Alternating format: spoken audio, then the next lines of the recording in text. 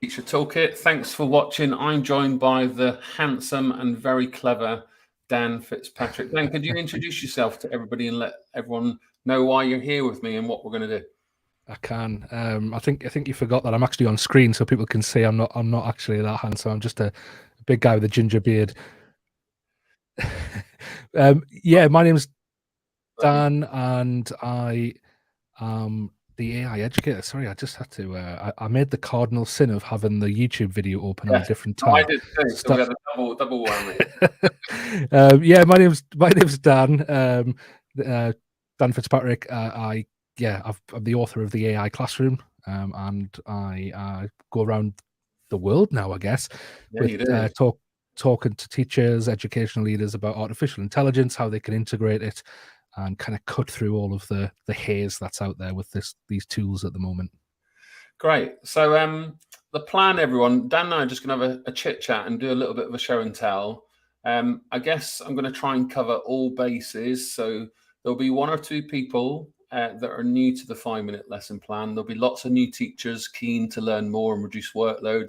There'll also be some wise souls watching out there who've seen the 5-minute plan, seen how it's incarnated over the years, tried it, loved it, hated it, all those types of things.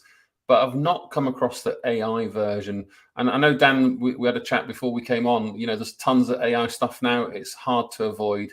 And lots of it, I guess, is built on soft sand in some respects. So, you know, we're going to do a little Q&A session where Dan's going to kind of critique, you know, the 5-minute lesson plan and how it's built on solid foundations. And we'll go through a little kind of demonstration for you, show you where you can get the resources, sign up for the trial and all those kind of things. So Dan, do you want to? I'm happy for you to take the lead, and you know I'll do what I can to explain all the different kind of historical origins of the plan, and we can do little demos as we go. Let's do it. Just before we kick off, everybody watching on a different channel, so you can leave a comment in your platform that you're watching. We'll get it on our side, and then we shall ping your question on the screen and we'll respond to it in good time. So I can already see lots of comments coming through. So I can see we've got someone here on LinkedIn very happy to join in, and lots of other people saying hello. So thanks for that. So just that reminder, and I'll keep reminding you to do that. Anyway, Dan, over to you. Let's do it. I think, can you bring my screen in? I can. I don't have control over that. There we go. Brilliant. So yeah, this is the 5-minute lesson plan. I remember, you know, which wasn't too long ago when I was training to be a teacher, and I remember we had, anyone who's trained to be a teacher knows all the lesson plans you have to write, and we literally had a folder about this thick with all the lesson plans that we had to put in. And I remember I did a skip program, so I was full time in a school, and watching other teachers in the school using the 5-minute lesson plan, and going to our skit leader. Why can't we use that? Like, why are you getting us to write 5-10-page documents? Why can't we use this? And we were just told, well, just because. So I've been envious of the 5-minute lesson plan for a long time now, and then when I started using it, it saved so much time. So that's why I'm really excited about the AI powered 5-minute lesson plan, and I was really excited when I was asked to work on it as well with Angel Solutions. Is it worth doing a quick Google search, Dan, just showing people's, you know, Google image search and let them see just what the original template looked like? Because you know, actually not a lot of people know this, but our brilliant behavior chap, the original behavior guru, in my opinion, John Bailey, worked with Catherine Birbal-Singh. Not many people know this. And actually, they created the first version of the 5-minute lesson plan. And then it ended up on my desk literally a few months later. And I sat on it for nearly 6 months or so. And then I played around with it. And I didn't share it online on Twitter. There it is. This is the first version. I didn't share it on Twitter until about 2010. So I kept it to myself about 3 years. So 2007, I first came across this. And this is my own little PowerPoint version of it. And it was something for me to scribble, something for me to try with new teachers that I was supporting. And I guess what made it viral at the time was, at least in England, there was a requirement to provide detailed lesson plans for observations from leaders, but also inspectors. And me being a school leader with a a degree of confidence at a certain time in my life, I tweeted this out saying, look, I've scribbled this 5-minute lesson plan just before an inspector came into my classroom. And that reached quite, in the early days of Twitter, when virality was a different definition then, it quickly spread around the world. So that there's their origins if you've never seen it before, but I expect a lot of people have, but many experienced people might not know the original story. Anyway, Dan, apologies. Yeah, and if I just come out of that there, it's obviously gone through quite a few iterations there, Ross. Yes, it has. 49 different versions there of all different aspects of school life.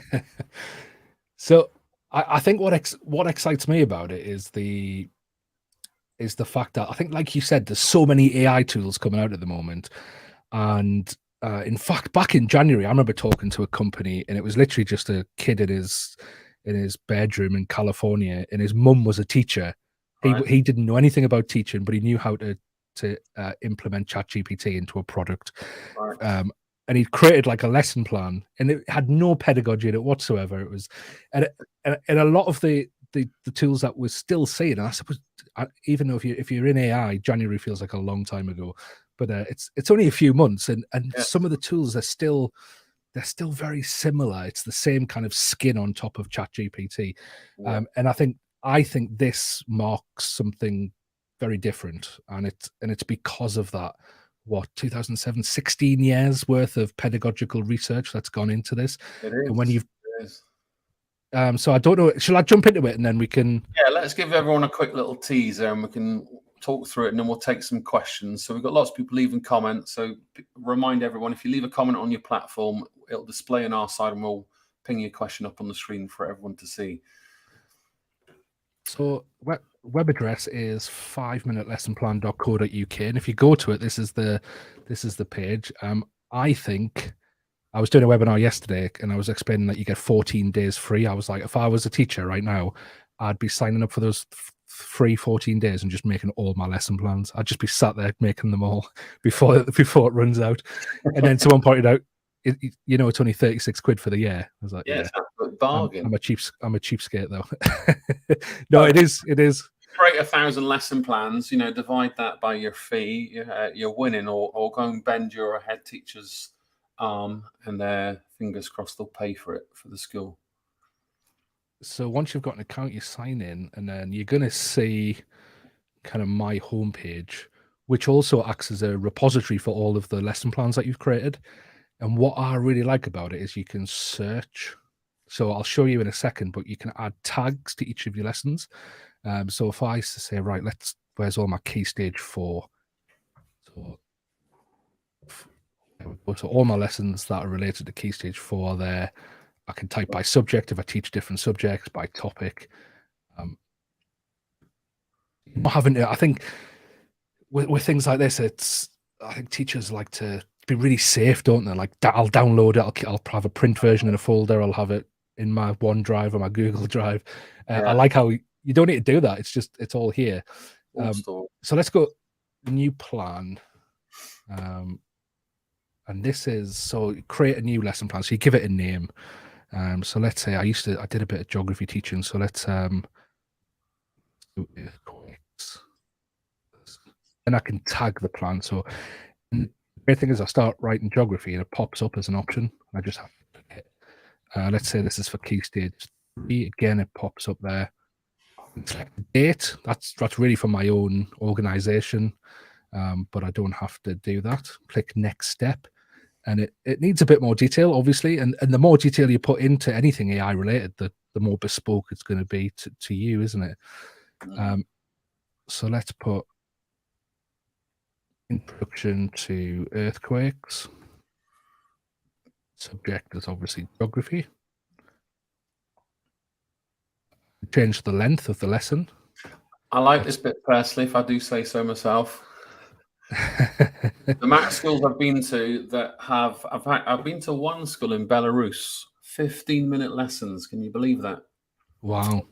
15-minute slots, 50-minute break, 50-minute lunch. Other schools, 90 minutes. You go to colleges, 2 hours, or even all day teaching students in a workshop. So, yeah, there's many ways to do it. there was a school next to where I live in the northeast of England that trialed 20-minute lessons and 10-minute basketball. Right. Okay. I don't think they kept it for that long.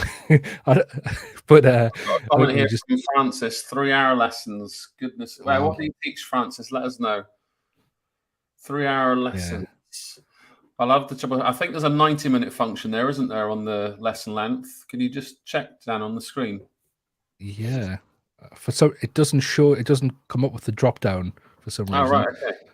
Okay. On the screen share, but it gives an option for 30 minutes, 35, 45, 55, 60, 75, and 90. 90 minutes. Francis, ESOL. Okay, ESOL. 90-minute lessons. We could create 2 separate lesson plans for you, Fran, but we'll talk to our developers and see if we can up the kind of time, because it's essentially going to go into the system behind the scenes and regenerate a lesson plan depending on the time you have available.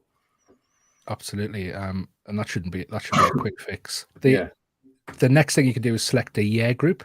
And again, on the screen share, it's not showing you the drop down menu, but when you click on that, you've got a drop down from all the way from year 1, which is kind of 4-year-old in the UK, all the way through to 13 years old.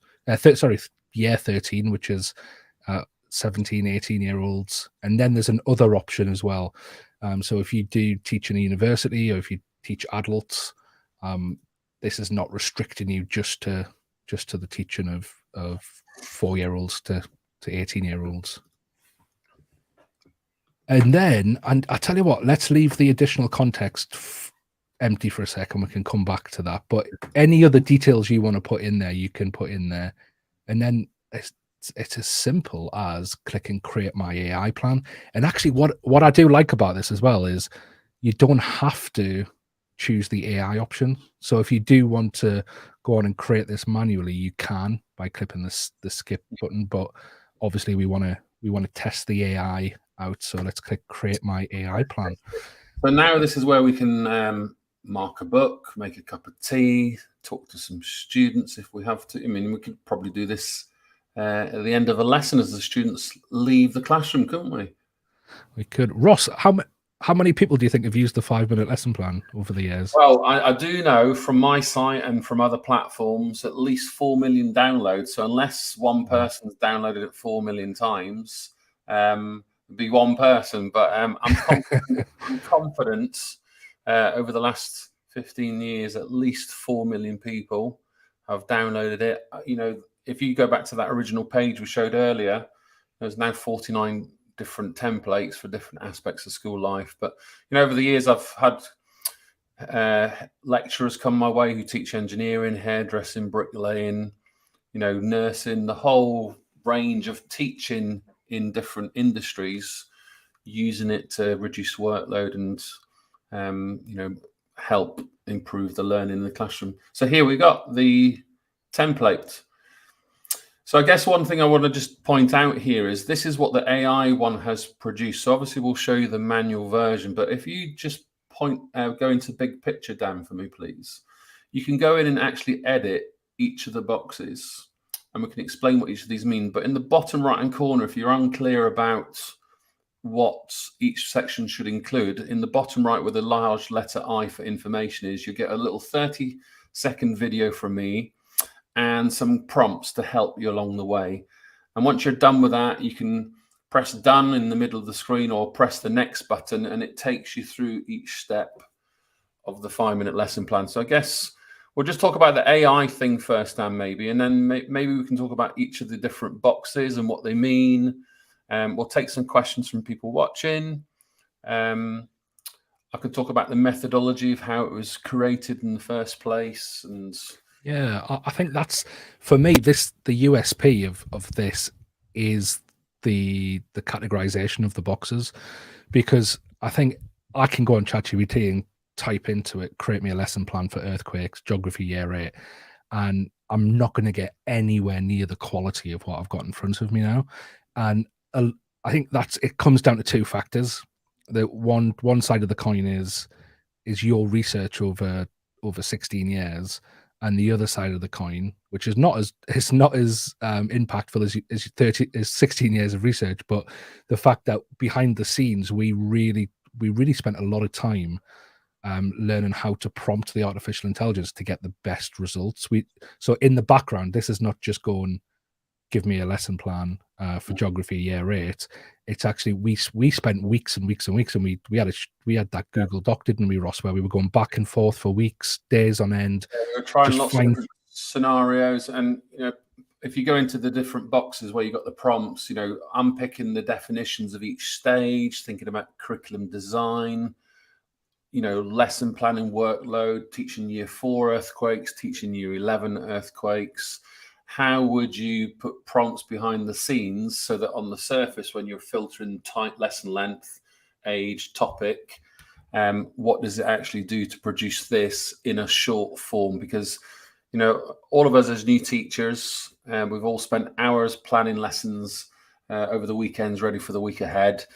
As Dan said when we first started, you can have a training institution that might require you to fill in a particular form, which might take 2 or 3 pages and a good couple of hours to complete for a 50-minute lesson. So the 5-minute lesson plan sat in the middle of what I used to call 2 extremes. On one extreme, you've got the detailed plans, which I've just described. On the other hand, 25 lessons a week, you've got doorknob lessons where sometimes you have to turn up and make it on your feet because you haven't had time to plan coherently what you want to do that lesson. So the 5-minute plan was to sit between those 2 polar opposites. I can't turn up to my lessons without a plan. I can't spend every lesson every week creating detailed plans, particularly for providers, observers, inspectors, or somebody else.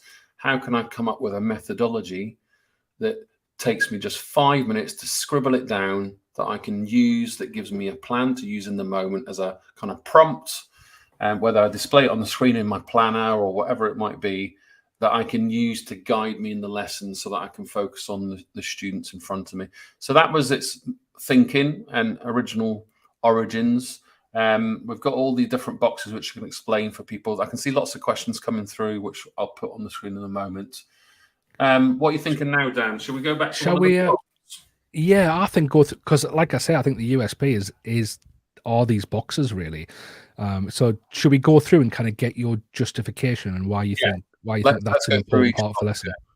So, should we start with the big picture? I think the big picture is the lift picture in 30 seconds. What are you teaching first thing tomorrow morning? So essentially 4 or 5 bullet points. So 30 kids, last lesson, Ross was absent. We're moving to the computer room. There's one computer not working. So Ross and Dan have to double up.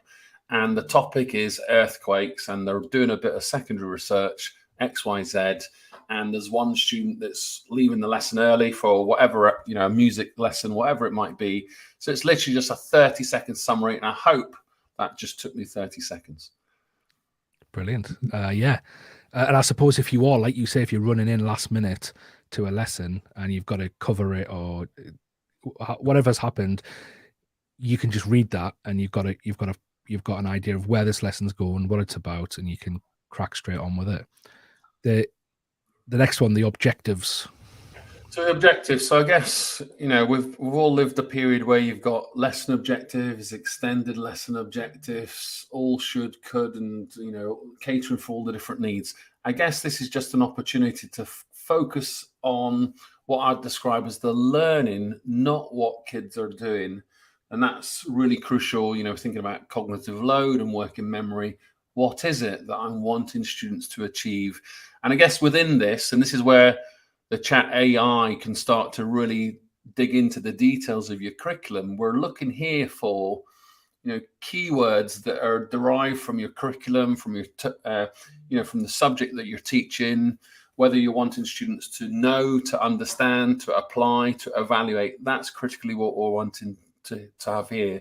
So these things you would typically scribble or write on the manual version, or if you had a printed one, you'd scribble it down. But this is what we need to test now, maybe what the chat AI version could potentially do to, we can see the 3 bullet points we've got there: to understand the cause and effects, to identify, and then to understand again. So if we were at the end of a scheme of work where students do understand and can identify, if we're going to put this prompt in again, we'd probably need to be explicit about analysis, synthesis, evaluation.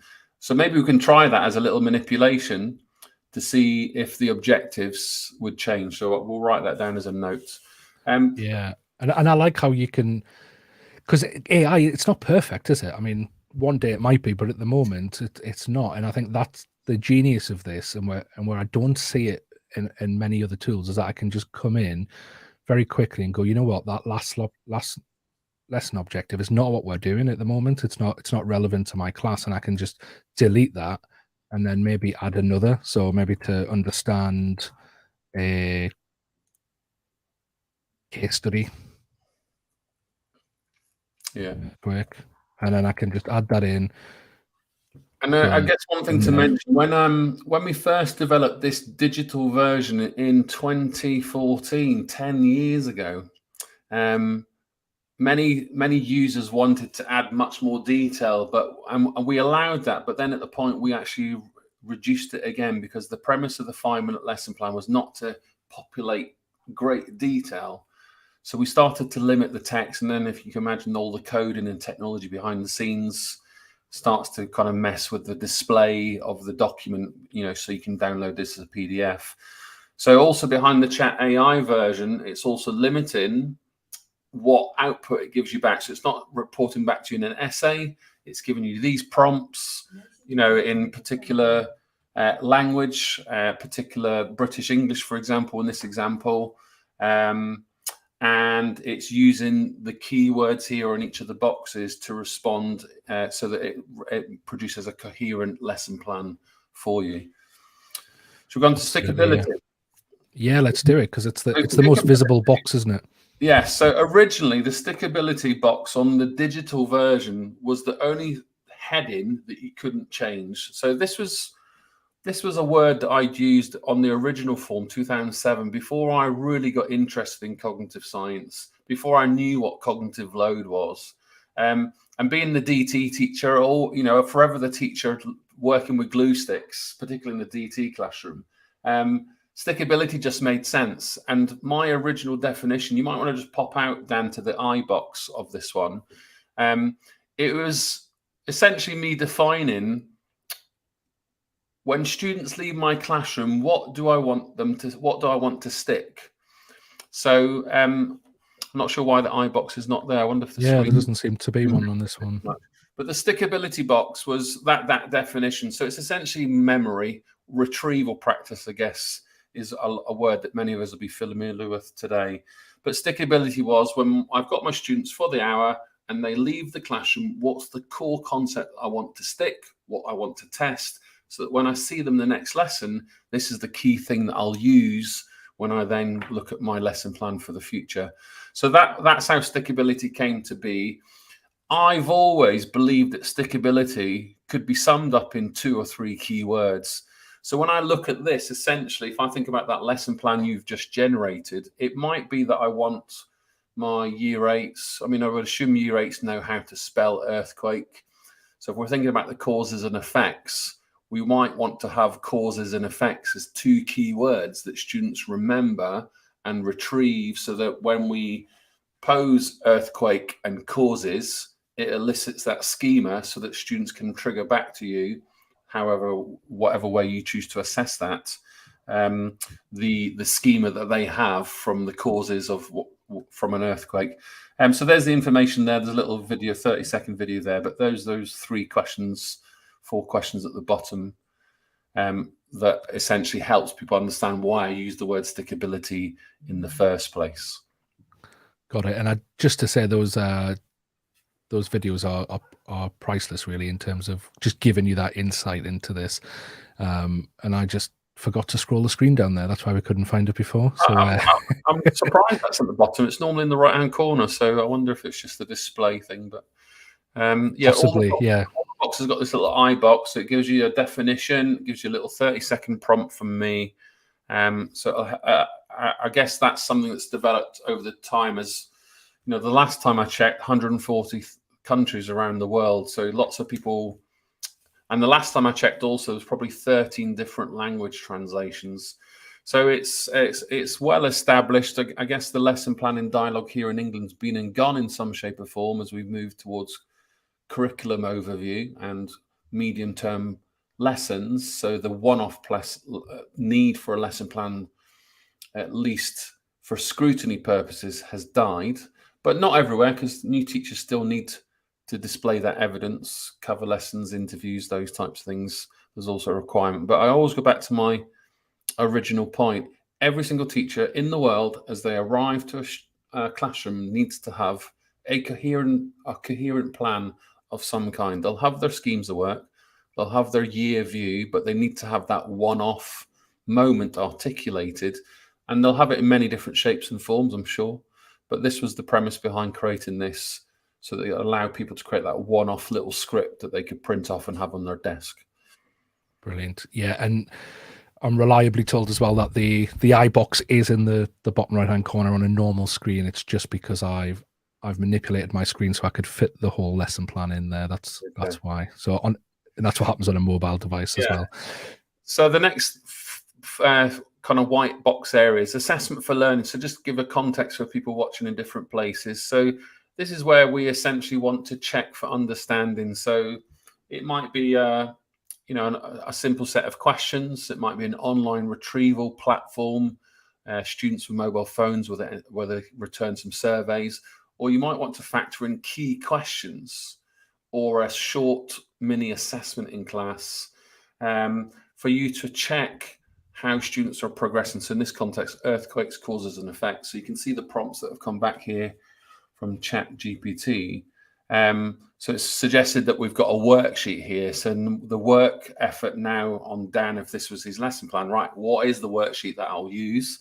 So if we go back to the original prompt, we could enter a worksheet that we're familiar with, and it would make explicit reference to this, something that we could copy from a master curriculum plan, for example. And we've got a class discussion. So, the thing that I would be asking here is, how would we check for understanding methodically with 30 students in front of us if they're having a class discussion? How can I assess that they are learning causes and effects? And then we've got a mini quiz. So obviously we know ChatGPT can create mini quizzes. So I guess the next thing is, right, how can we do this within the lesson plan tool to create the actual quiz for you as part of the template? So that's assessment for learning. Maybe just let's pop into the iBox just for let people see, and we can capture it in the video, Dan. It might be under your screen. There we go. Yeah. There it is. Yeah. So one questioning strategy I mentioned is pose, pause, pounce, bounce. A bit of a mouthful, but one of my favorite questioning strategies. It's just, I guess, thinking about one key question, to do with earthquakes and causes and effect, you might want to pose to students that you've carefully planned how to introduce this to your students, so that you get all of them to demonstrate that they are learning and moving forward with the lesson. So yeah, that's that. Remind everyone, questions in your chat box, please, and we'll put them on the screen. I've got Ross Butler here. I like the name Ross. Fantastic stuff. Thank you, Ross. Any questions, let us know.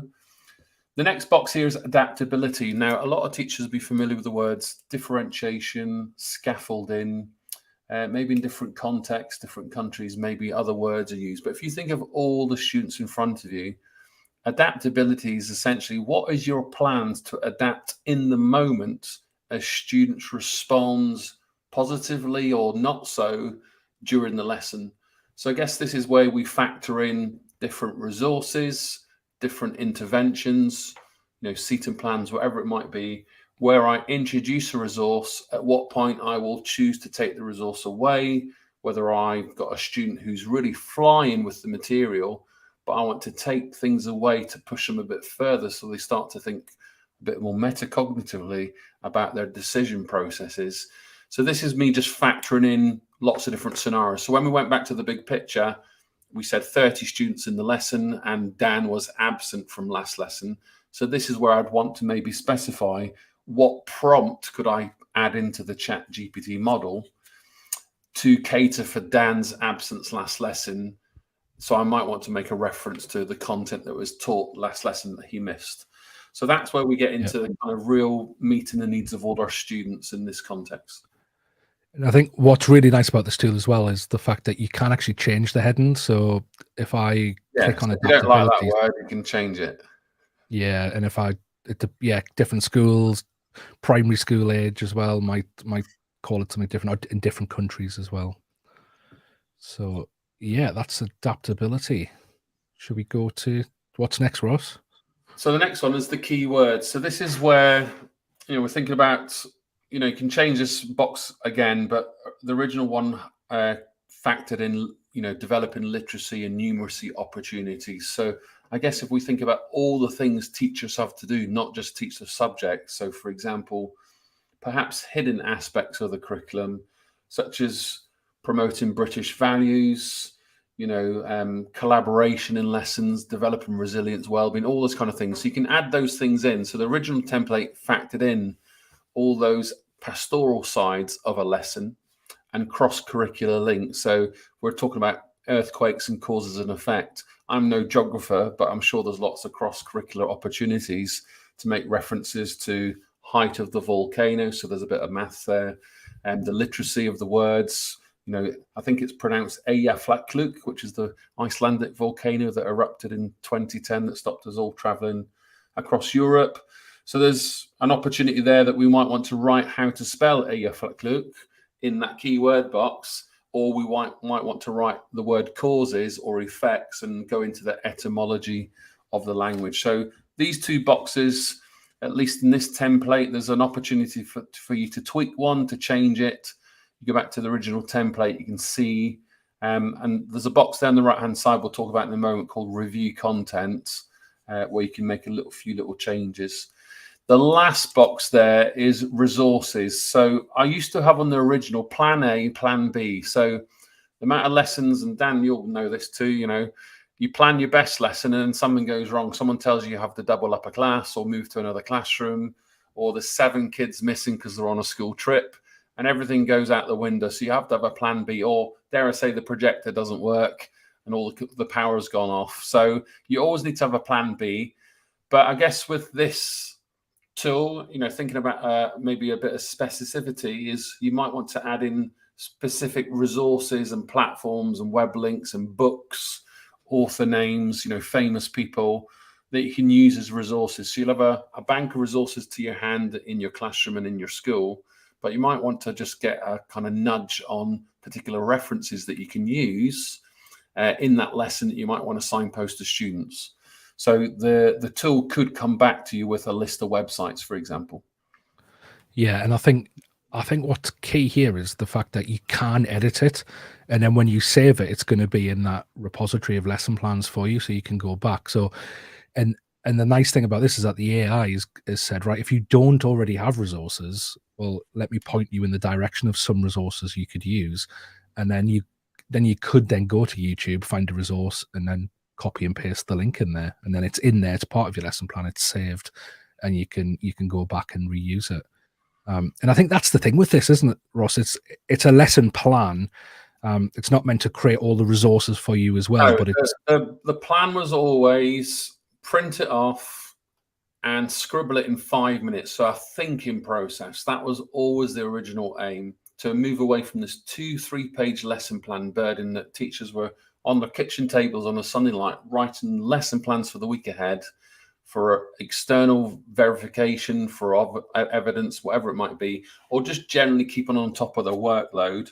And let's face it, even if you've been teaching for 30 years, if you're teaching a new subject or a new class or a new curriculum, you can quite easily feel out of your depths and not feel confident. So we'll always have these moments in our teaching career where we have to go into the lesson with a coherent plan. So the intention was, here's the script on your table, in your planner, and there's your little prompt as you go through, because you might have lots of things on display on the whiteboard in the room, so you need something to hand. So that was the original design intention. The right hand. I think go on.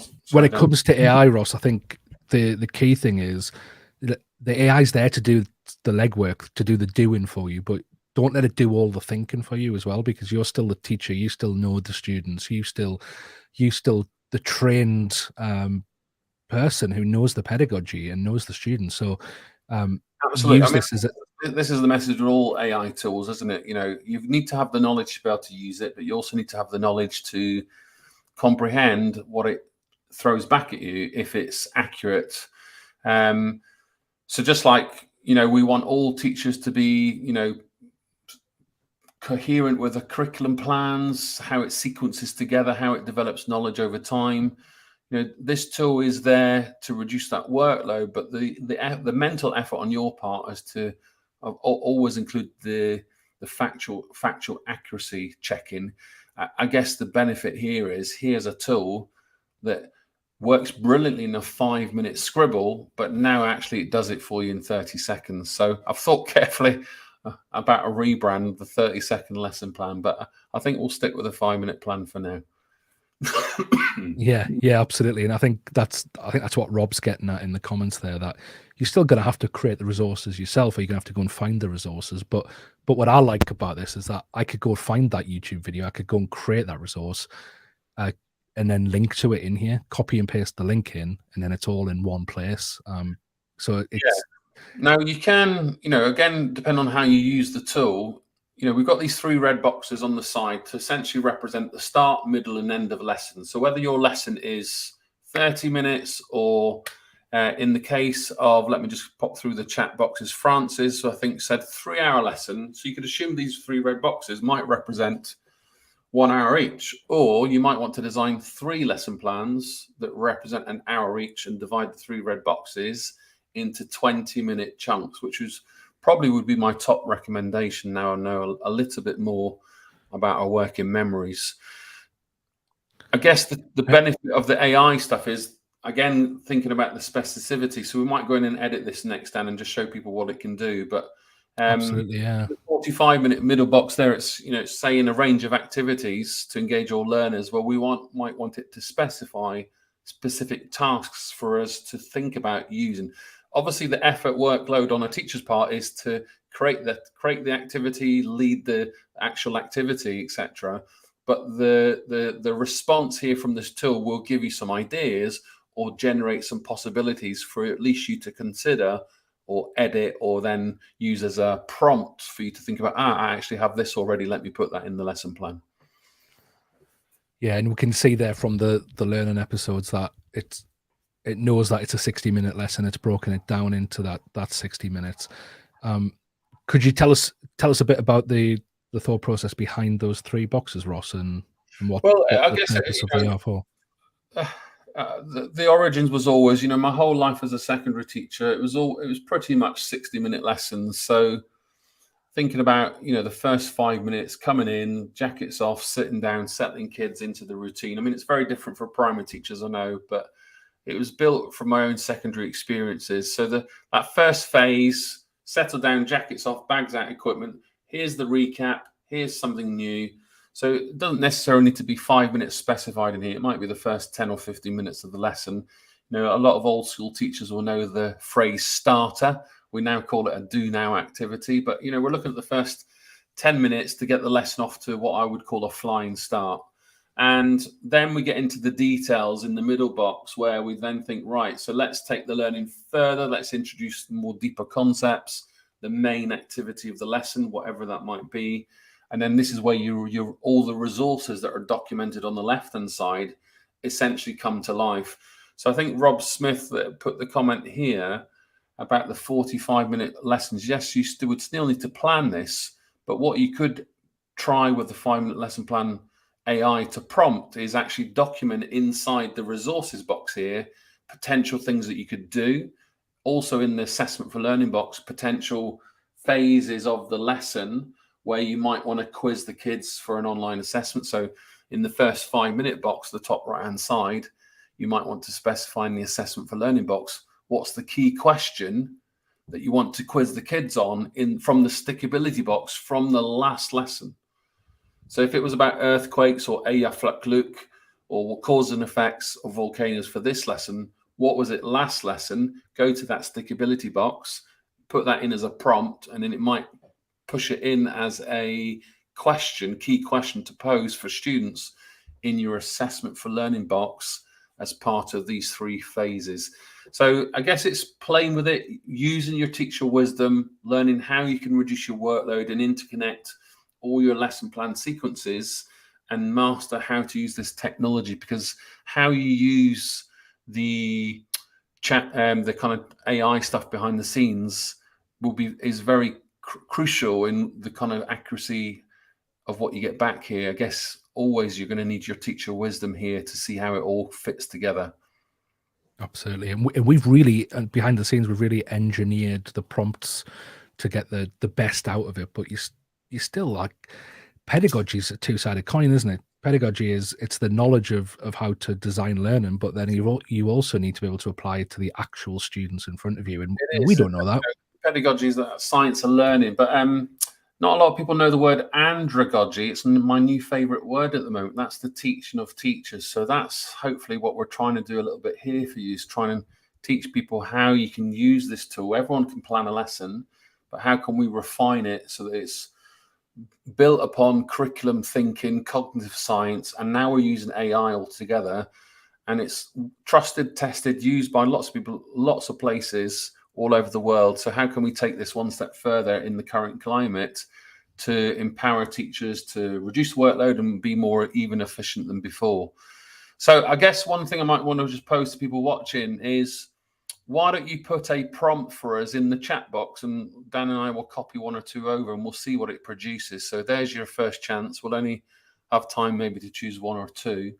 So if you're interested, should we give an example first and just show kind of what let's just go and do a tweak of what we've already produced first. So you're the geographer. Well, to be honest, I'm a trained RE teacher. I just happened to end up teaching geography. I think I was teaching business studies at one point as well. Let's go to the let's see if we can get it to create a key question to pose to our students for assessment for learning. Let's try that. So we go to the prompt. Okay. Oh, it's signed me out. I'll have to quickly sign back in. Well, luckily, it's going to save your plan, isn't it? So and there we go. Yeah, it's almost like it was planned. So if you log back in, and there it is. It's right at the top there. My earthquakes lesson, and the key thing with this is it's that review content button, isn't it? Where you can go back in, you can change. Say to Simon quickly, yeah, anyone can watch this later, Simon. So if you can't make it now, then you can watch. This is already live on YouTube, and it'll be stored on my YouTube channel, so you can watch that later. So yeah, let's add in the prompt here, where we want a key question that the teacher can pose to do with earthquakes, causes and effects under assessment for learning. Let's see. We're looking for it to generate a question then in the revised lesson plan. So fingers crossed. We include a key question. You're putting me right on the spot here, Ross. I am. Yeah. We haven't practiced this at all. We haven't practiced. Include a key question under the assessment for learning heading. Just as long as you don't get me to spell that word you were saying before, I'll be happy. What was it again? We want a key question on causes and effects to do with earthquakes. Include a key question. We want a question that you're going to pose as a teacher to the class based on earthquake causes and effect. I'm just looking at a comment here while you do that from Simea. Great platform. Is there a price plan? So it's your price plan. So it's just I'll put the link here in the chat box. Here it comes with all the details. I'm sure if you're interested in individual licenses, the lovely team at Angel Solutions who helped build this with myself years ago, and Dan and a few others now tweaking it to an AI standard. That's the link there. I'm sure they'll do a site license for lots of staff for you if you're interested, but £36 a year for an individual license. So what have you put as a prompt here, Dan? Include a key question to pose to students under assessment for learning about cause and effect earthquakes, yes? Causes and effects of earthquakes, yeah. Let's see what it does. Fingers crossed. And if we're not happy, I think so. Manually tweak it anyway, but and that's the thing, isn't it? You can go back and forth with this with the AI like we're doing right now, or you can just jump in manually and add one yourself. So it might be worth people, when you play around with this, have a document somewhere else and start to store different prompts that give you the accuracy that you're looking for, and then it'll just be a matter of when you look at all your lesson plans stored inside the tool, you can just copy the template, change the terminology, and then you get that accuracy reproduced each time for a different part of the lesson, a different phase, a different subject topic, and all sorts. Right, there's the question right in the middle. Look, it's even highlighted in green. Fantastic. What are the causes and effects of earthquakes? Well, there is a great key question to answer. Now, I'm not happy about that one, to be honest, but at least it's done what it's told us to do. It's been quite literal there, hasn't it? And it is, yeah. I think sometimes it can do that. And I think it demonstrates just how we have to work. We have to collaborate with the AI, and also we do the thinking, because sometimes it's not a very good thinker, as you can see here. Show people the download as a PDF and how easy that is to do, and then people can obviously they're stored inside the tool itself, but if you want to go and store it somewhere else, the download button's at the top of the screen. There you go. And yeah, so just at the top there, click download. This happens really fast. Yeah, there we go. So it's downloaded. If you want to duplicate it again, there we go. So that's the downloaded PDF. And because I know a lot of teachers, a lot of schools are digital now, but some teachers still like to have a printout on their desk or on the wall next to their desk, so they can just keep referring back to it during the lesson. I'll tell you what I used to do years and years ago. I used to print a blank version, A3 size, laminate it and stick it on my table, so that if I didn't have time to do this online version and I was in between lessons, you know, when you get maybe a choke point of back-to-back lessons and resources. You know, I know teachers teach 5 periods a day anyway, but there'll be 1 or 2 pinch points where you've not had time to plan something very, very clearly. So that kind of 5-minute in lunch or break, scribble it down if you haven't had time to plan or print something off. Works just as well also. But I've not used that A3 laminate template for, gosh, many years now, because this became the alternative to have it on a computer screen in front of me, or pop it up on a big display. I think where the additional context tool really comes into play is when you just want to add like an extra element to the lesson plan. So I've put in here, and if you remember back when we manually changed it in the objectives, I said actually we want to focus on a case study. So I've just gone back into it here and just include a case study of the 2008 Sichuan earthquake, just to show you how it can then embed certain extra context into the lesson plan. So it's doing that now. One thing that we didn't show there was so we can't see the screen where you just did that. There we go. There it is. Right, okay. So I asked to include the case study of the Sichuan earthquake, and let's have a look. See where in the big picture. It's in the middle box of learning episodes. I can see. You scroll down a little bit, but bottom left, keywords and resources. Projector laptops printed. Sichuan earthquake case study chart paper. So yeah, again with more specificity, you can maybe ask for a YouTube reference link, things like that. So yeah, and it just shows. I think it's not just going to randomly add new bits of material or new parts of the lesson plan just to random boxes. It's going to make it integrated into the whole thing here. So it's a really good example of that. I think did we talk about the copying? We haven't demonstrated that, but press that button. Yeah, duplicate your plan. It'll give it a. So if we copy that and then just click copy to new, what it does is just allows us to have another version of it. So yeah, if you go to my plan in the top left, you can just see how that's displayed, because I don't think you changed the name, but you can see it's both there. So there we go. It's worth always just changing the name. You can press the little icons on the right hand side to copy the plan as well. So if you find that AI tools creating something you really love and want to use as a methodology for the future, press that copy button, give it another label. So lesson 1, lesson 2, lesson 3, etc. And then use them again next year. Yeah, especially if you're editing them. I think because ideally you want to be going in and adding things yourself, and if you want to then have a newer version of it that you want to edit slightly different for a different class or a different year group, that's a really nice tool. What I like this bit as well, you can just download the blank lesson plan. So if you just need that because you want to go old school with it, that's a nice feature there. Mm-hmm. And then there's all yeah, the I think tags, which I think we talked about the tags when you first started it, didn't it?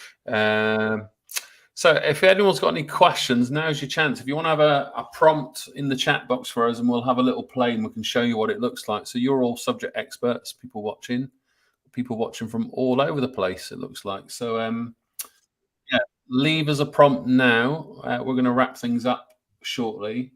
But there's the link again. So let me just put that on display, the 5-minute lesson plan.co.uk. So it's worth mentioning here, although the 5-minute lesson plan's my thing, I'll have to give Dan a shout out. Dan is doing some epic work in AI and education all over the place. Dan, give us a little flavor of the things you're seeing and what you've been up to. you know what I'm seeing people really trying to get to grips with AI, and I think the benefits it's not difficult to see the benefits of something like the 5-minute lesson plan, for example, where when you've got the deep research that Ross has done over the years, you've got a really user-friendly tool here, and I think the guys at Angel Solutions have done a phenomenal job of just making this a really nice user experience. I see a lot of teachers and education leaders out there who are looking for something simple like this. They're starting to there's like I said at the start of the webinar, there's a lot of haze around AI at the moment. There's lots of information being thrown around, and as teachers, we know, don't we? And it's like I was in Hong Kong last week doing some AI training, and it's the same over there, the other side of the world. We've got too much on our plates. We're busy, and we've got to really focus on the students who are in front of us. So when somebody tries to demand our attention and says, "Look, here's a new tool, here's a new way of doing things," as a teacher, we really kind of filter it out. And I get that, because I was a teacher. I still consider myself a teacher, but I've been out of the classroom for a few years, but I know what that's like.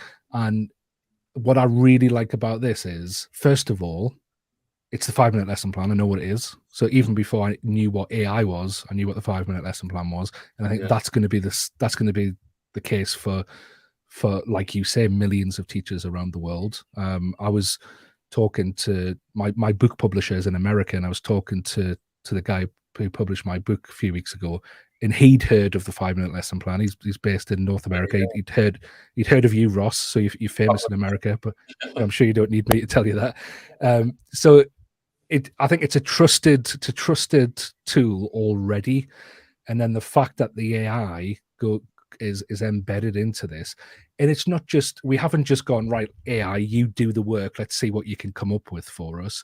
We've been really specific. We've controlled the output of this AI and asked it to really, really hone in on these pedagogical tested frameworks that we've got in front of us. So I think I really encourage anybody, because that 2-week trial will let you just go in and do exactly what we've done. You're not going to have reduced features. It's not going to be just a basic version of this. You're going to have the full version for 2 weeks, have a play around with it. And also, I think, Ross, it's probably good to tell people as well that this technology is advancing all the time, isn't it? And as we learn, every other day there's an update, isn't there? So yeah, and I think as well, it's getting the people who are using it. So if you're watching this, and you haven't already got that free account, sign up now. 5-minute-lessonplan.co.uk. It's very easy to do. And if there's something where you think, actually, that bit needs a bit of improvement, let us know. You can tell us. You can report back to us. And then I guess it's worth mentioning that the guys at Angel Solution who helped create the technology to create the plan with me, going back 10 years, and even now the latest incarnation, we wanted to get like you said, Dan, the 5-minute plan's well established. People are familiar with it. So there's no kind of risk for teachers in terms of using something that's easy to use and make the working life a little bit better. I guess we wanted to get the ChatGPT functionality working immediately, which is why we've released this as soon as possible. But we do have plans to refine it even further. So thinking about some of the comments in the session today, 3-hour lessons, SEN, I can see in the box here, different contexts, all the different people I've worked with over the years that have used it in FE, in medical, nursing, and all those kind of things. We'll take all this back to the Angel Solutions in Liverpool, Northwest England, and we'll think about how we can refine this a little bit further to meet lots of different people's needs. But it's I'm a big fan of simplicity, and I'm adamant that the tool is going to keep as simple as possible to reduce teacher workload.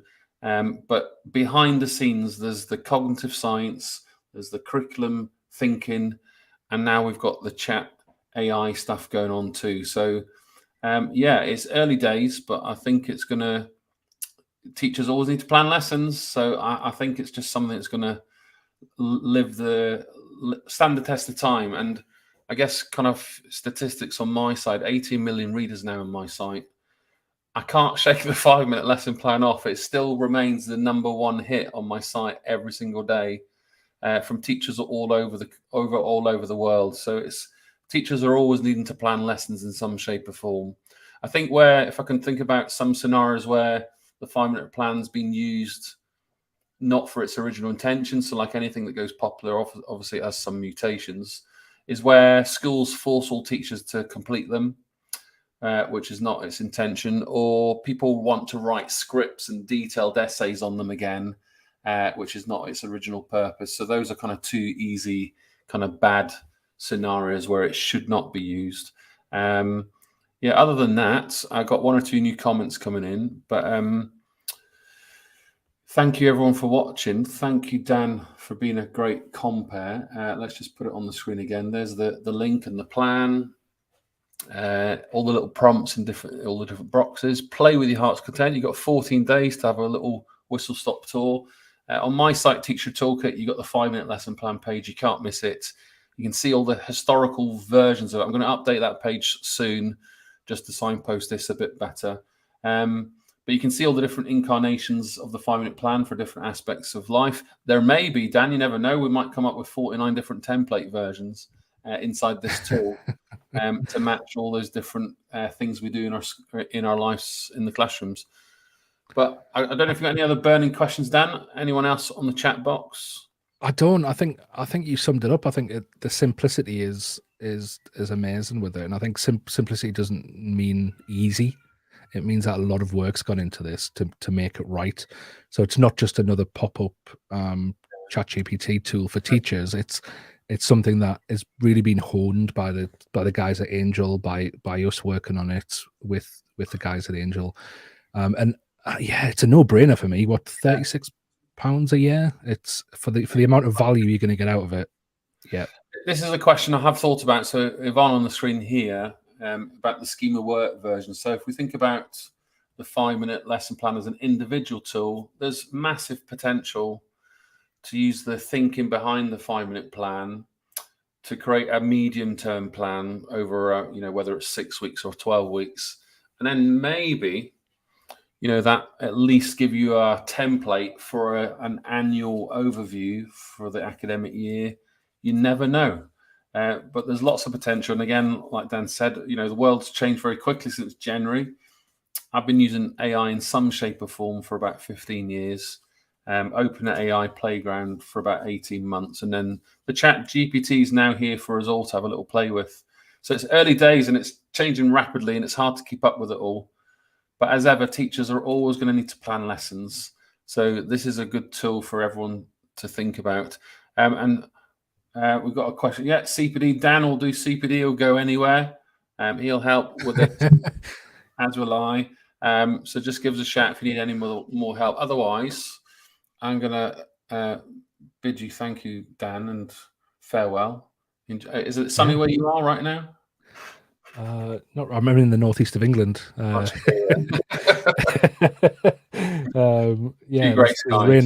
there's rain on the window, so. Yeah. I need to get outside actually. Get some fresh air. Been in this office all day. Thank you everyone for watching from wherever you are. If you're watching this later on, once we've logged off, then leave some comments underneath the video on the YouTube channel, and myself, when I can, I'll get back to you and answer any questions. Otherwise, if you're not following Dan Fitzpatrick on all the channels, or if you've not got a copy of Dan's book, I would strongly recommend you do it. I see a lot of people on my travels. Here it is, the ultimate guide. I've worked with many teachers all around the world, and there's lots of people doing stuff in AI, but at least within the education sector, it's still new territory. But at least Dan here in England is doing a real important piece of work with AI and helping teachers and school leaders see the woods for the trees. So I'd recommend you all connect with Dan after this. If you go to angelsolutions.co.uk/AI and order the book through there, there's a certain percentage goes to charity as well. So I'd recommend you go down that route to angelsolutions.co.uk/AI, and there's other resources on there alongside the 5-minute lesson plan as well. So check it out. I'll ask you an important question offline about the AI and your writing. So my blogs and things, I'm pleased that 99% of all my blogs I've ever written are authentic. But yeah, this AI stuff is quite interesting for creating resources, lesson plans, books, worksheets. So yeah, it's interesting territory, and it could probably knock out a book a year now easily.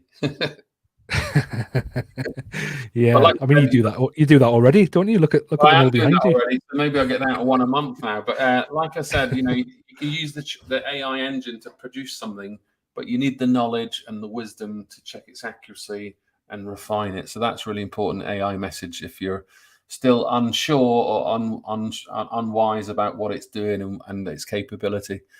Anyway, we're waffling. Let's go out and enjoy the weather and put our feet up. Thanks everyone for watching. I'm going to be on one of Dan's shows in the future, so we'll let you know if you're watching this where that'll be and what we can do to share what's going on in the AI world. Absolutely. Yeah, and thanks for watching. Anyway, thanks, Ross. Have a good night. Yeah, cheers, Dan. Thanks very much. Thank you, everyone. Bye for now. Thanks for watching.